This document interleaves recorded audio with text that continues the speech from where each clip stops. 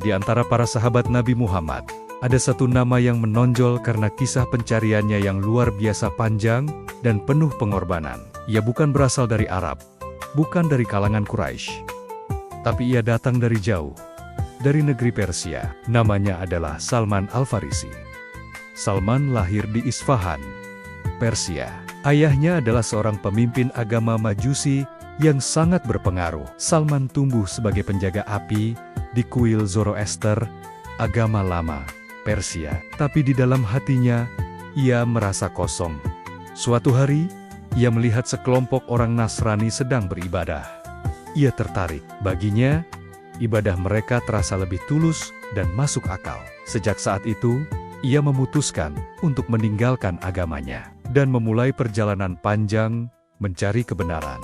Salman pindah dari satu negeri ke negeri lain. Ia belajar dari pendeta-pendeta Nasrani terbaik, tapi setiap kali gurunya wafat, ia mencari guru lain. Hingga akhirnya, salah satu gurunya berkata, "Wahai Salman, telah tiba waktunya bagi seorang nabi terakhir akan muncul. Ia akan diutus di tanah Arab.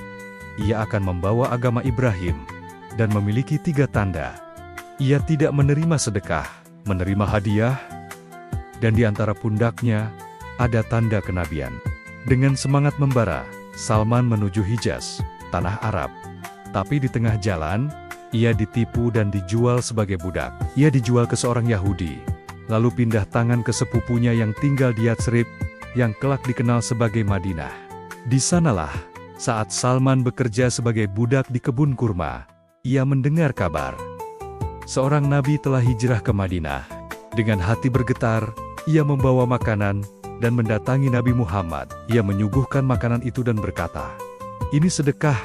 Nabi menolaknya. Besoknya, Salman datang lagi dan berkata, "Ini hadiah." Nabi menerimanya. Lalu di lain hari, Salman melihat Nabi dari belakang, dan dia melihat tanda kenabian di antara pundaknya. Air mata Salman mengalir. Inilah orang yang ia cari seumur hidupnya. Salman pun masuk Islam, dan Rasulullah sangat mencintainya. Suatu ketika, para sahabat memanggil Salman dengan julukan Salmanu minna. Salman adalah bagian dari kami, Ahlul Bait. Salman bukan hanya sahabat, ia adalah simbol pencarian kebenaran sejati.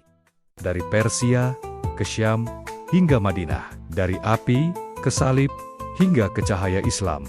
Hidupnya adalah bukti bahwa siapapun yang sungguh-sungguh mencari kebenaran, pasti akan menemukannya.